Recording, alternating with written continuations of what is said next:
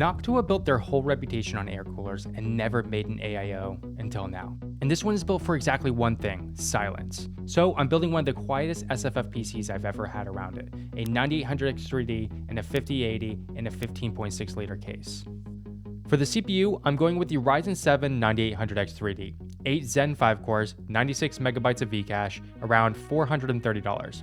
Now, this is not the fastest gaming CPU anymore. The 9850X3D took that crown in January, but in review testing, that chip is only around 3% faster in games while pulling meaningfully more power and running hotter. And in a build where the whole goal is silence, paying that much more heat for 3% more frames, it's not the right trade.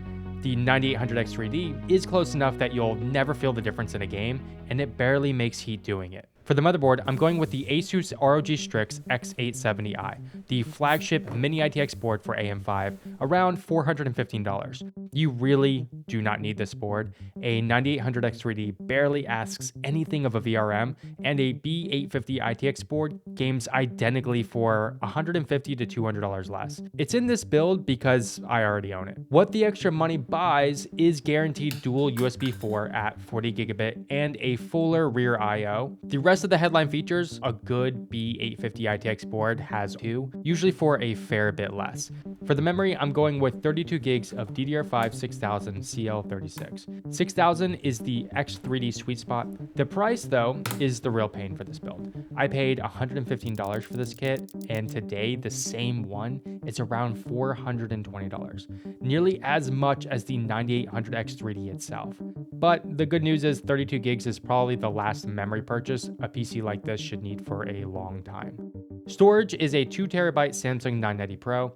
Gen 4 is still the value answer for a gaming PC. Gen 5 drives cost more, they run hotter, and outside of a few of the newest models, the game loading difference is barely there. And like everything else in this build right now, it's not cheap. The 2TB runs around $370 today.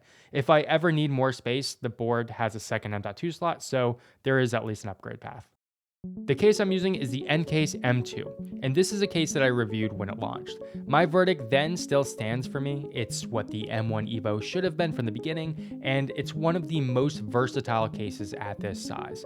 It'll take anything up to a 4-slot GPU or even a 280mm radiator, and it has multiple layout options. I'm going inverted, and I'll explain exactly why when the graphics card goes in. Mine is the greater panel, and seeing this in person, I like it better than in the photos. I didn't think it looked bad or anything, but I thought the forehead and chin would bother me more than they have. The greater is also the most expensive panel option and the only one with no front I/O. The case comes flat packed, so we do need to put it together, but it's not too complicated. There are some things I wish Ncase would do to make the experience better, starting with this bag of screws. There are multiple types, and they all come dumped into one bag. To make things easier, you may want to sort them out before you start, because Ncase doesn't do it for you. From there, it is simple though. Grab 4 standoffs and thread them through the board section on the left side of the tray. I'm mounting mine at the topmost position for this layout, so I'm using the top set of holes. Then the board drops onto the standoffs and secures with 4 screws. Now for the power supply, I actually started with the wrong unit. I originally went with the NZXT C850, but after installing it, I discovered that the M2's 90-degree extension cable wouldn't fully seat into the unit, as it would extend towards the front of the case and was not going to work here. So I switched over to the other power supply that I had free, which is the Corsair SF750. Whatever power supply you end up going with, check yours before you commit, especially if you plan to mount the power supply in the same orientation that I am here, where the power supply fan is facing out the side of the case. The graphics card I'm going with is the RTX 5080 Founders Edition.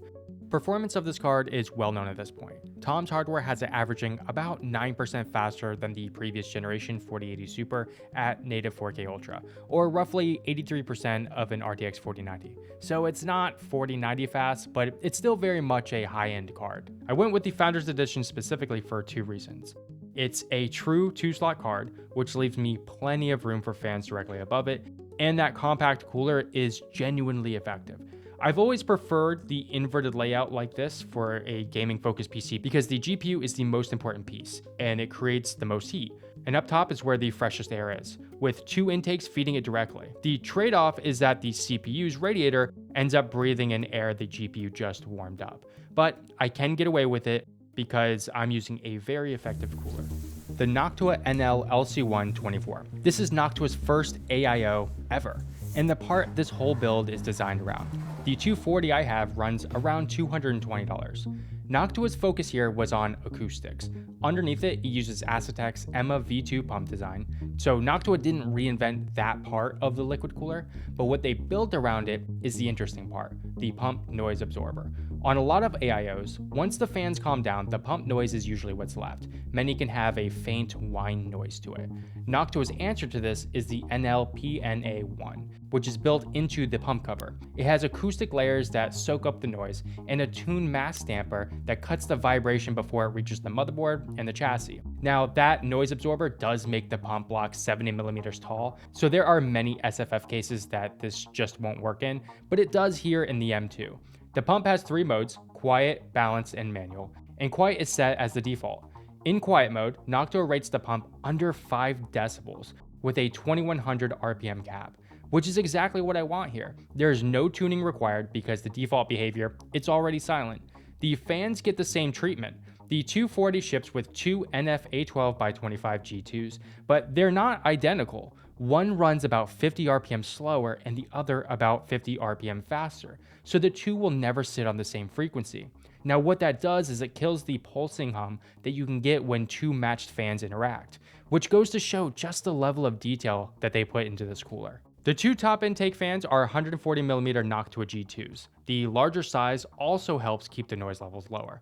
A 140, moving the same amount of air as a 120, would do it at much lower speed, and fan noise scales with that speed. So 2 big fans barely turning beats small fans working too hard. They mount to the top bracket directly above the GPU, blowing fresh air straight down into the card. My usual SFF builds tend to land around 44 to 45 decibels. This one, with 0 tuning, every fan and the pump on default profiles, runs much quieter.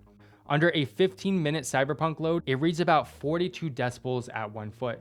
That's barely a decibel over an empty room at a foot away.